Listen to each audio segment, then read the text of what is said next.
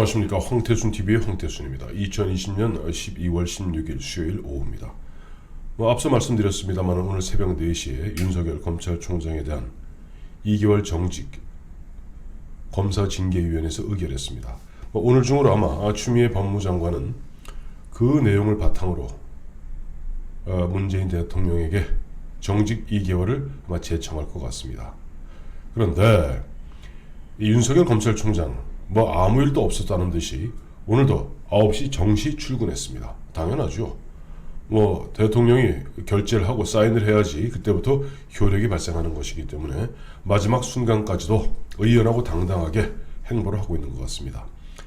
마침 보니까 오늘 김은혜, 국민의힘 김은혜 의원이 LH공사로부터 자료를 받았어요. 뭐냐니까 지난주 금요일 11일이죠. 여러분 기억하시겠습니다만 13평 아파트 공공임대주택을 이번에 부동산 가격이 이렇게 천정부지로 급등하는 것이 공공임대주택 확대의 절호의 기회다라고 얘기했던 문재인 대통령. 바로 그날 공공임대주택 13평 아파트 가서 부부가 아이 둘 데리고 충분히 살겠네. 어쨌든 청와대에서는 뭐가 갖다가 변창흠 LH공사 사장에게 물어본 것이다 라고 얘기했습니다. 어쨌든 문재인 대통령 머릿속에는 13평 아파트에 부부와 또 어린아이 둘 네 식구가 충분히 살 수 있지 않겠는가 하는 그런 생각이 가득 차 있는 것 같습니다. 문제는 그런데 그날 그 문재인 대통령 하루 그 행사를 위해서 무려 4억 5천만 원의 국민 혈세를 탕진했다는 겁니다. 더욱더 가관인 것은 그 4억 5천 중에 그 원래 공공임대주택이 아주 좀 부실하게 지어져서 굉장히 입주민들의 그 원성이 자자한 곳이랍니다. 그런데 그날 고 대통령이 방문하는 그 아파트 그 방 그 가구에 아주 그 집사람을 땡잡았어요. 거의 인테리어 비용만 무려 4,290만 원을 들였답니다. 천인공노할 이야기입니다.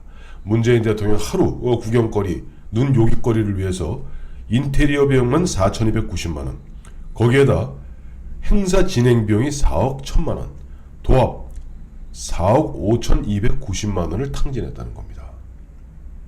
그런데 그와 같이 문재인 대통령 보면은 자기 하루 공공임대주택 13평이면 네 사람 충분히 살겠네 라고 저 국민들의 어떤 가슴에다 불을 지르고 부활을 돋우는 그런 발언을 하는 반면 윤석열 검찰총장은 오늘 9시에 정시 출근하면서 마지막 그 순간까지도 현재 코로나19 때문에 고통을 겪고 있는 서민들을 챙기고 있습니다.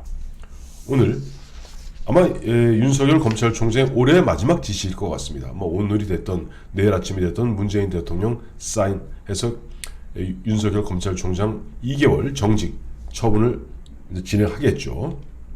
물론 윤석열 총장 입장에서는 여기에 대해서 행정법원에 소송을 걸고 가처분 신청, 집행정지 가처분 신청을 낼 겁니다. 하지만은 어쨌든 현 상황으로 봐서는 향후 2개월 동안 사실상 식물검찰총장으로 들어가게 되는 윤석열 총장이 오늘 무슨 얘기를 했냐니까 코로나19 때문에 생업에 어려움을 겪고 있는 영세 자영업자, 소상공인들을 대상으로 해서 여러 가지 소송이 많이 붙지 않겠습니까? 검찰에서는 기소유예 등을 적극 활용하라. 그러니까 기소하지 말고 기소를 갖다가 하지 말고 웬만하면 기소유예해라.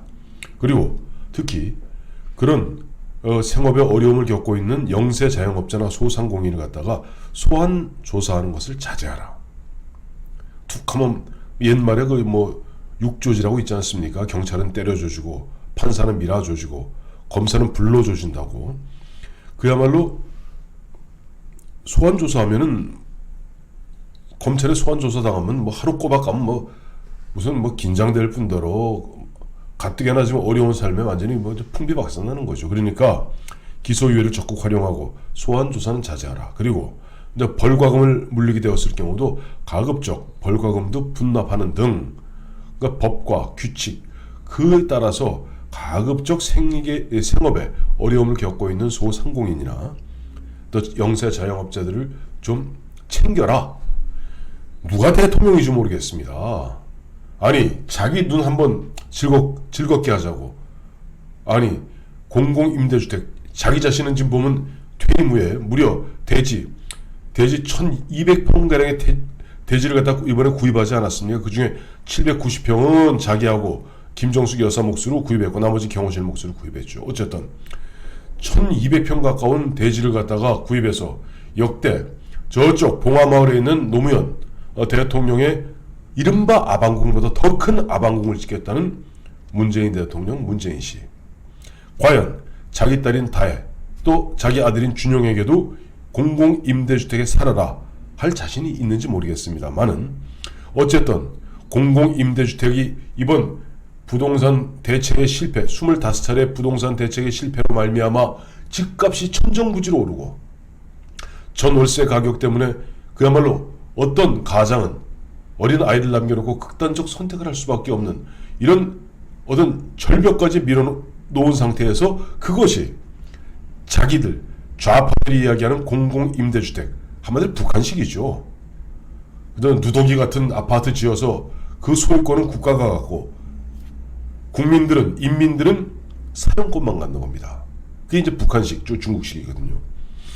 그런 식으로 공공임대주택 확대의 절호의 기회다라는 헛소리를 하고 또 그날 하루 생쇼 아마 이것도 아마 탁현민 씨가 아마 그 쇼를 진행했겠죠. 쇼를 진행했으니까 아니 무슨 놈의 행사 대통령 가서 저 화성이죠. 공공임대주택 13평 그 아파트 임대주택 들어가서 구경 한번 하고 이 13평이면 젊은 부부가 아이들 둘 데리고 충분히 살만하네. 다. 어쨌든 그거 하는데 무려 4억 5천만 원이 됩니까? 행사 진행비가 뭐가 들길래 4억 1천만 원이 됩니까? 그리고 아니 그 13평짜리 공공임대주택 아파트가요 6천만 원 보증금에 월 20만 원 가량의 임대료 아주 저렴한 그야말로 임대주택이랍니다. 그런데 보증금 6천만 원짜리 그 공공임대주택에 여기 뭐 누수되고 뭐하고 그거 대통령 오신다고 대통령 행차하신다고 그거 깨끗하게 보이겠다고 싹 정리하는 데만 무려 4,290만 원, 4,300만 원을 들였다 하니 정말로 세상 무서운 줄 모르는 사람들인 것 같습니다. 그에 반해서 윤석열 총장은 참 보면 돋보이네요.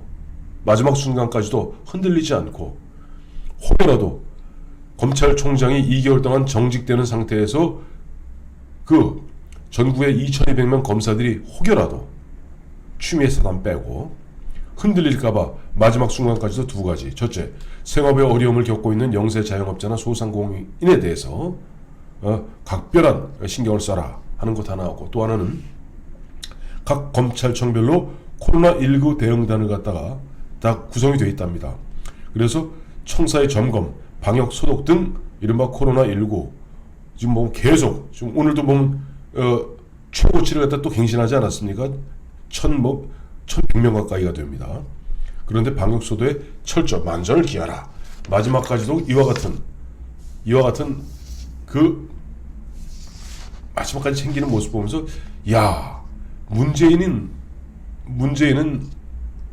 진짜 어디 조폭 집단의 두목급도 못 되고 오히려 보면 윤석열이 대통령 감이다 하는 생각이 절로 듭니다.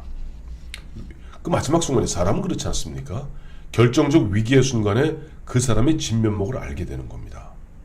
지금 어쨌든 2개월 정직되고 검찰총장으로서 진짜 한 번도 경험해보지 못한 우리나라가 한 번도 경험해보지 못한 이와 같은 초유의 미중유의 사태를 겪으면서도 흔들리지 않는 윤석열 씨의 모습 보면서 참 경탄하고 때로는 저보다 후배입니다만 존경의 뜻을 보냅니다. 마침 그래서 그런지 모르겠습니다만 오늘 전직 검찰총장 9분이 집단으로 성명을 발표했습니다. 오늘 조금 전이죠. 그에 앞서서 그 전직 검찰총장 9분의 집단 성명서를 소개해드리기 전에 또 하나 조금 전에 속보 들어왔던 게 뭐냐 하니까 당초 우리 이번에 윤석열 검찰총장의 목을 자르는데 맞아요. 원래 7명인데 뭐 추미애 빠지고 2사람 빠져서 4명이 끝까지 들어가지 않았습니까?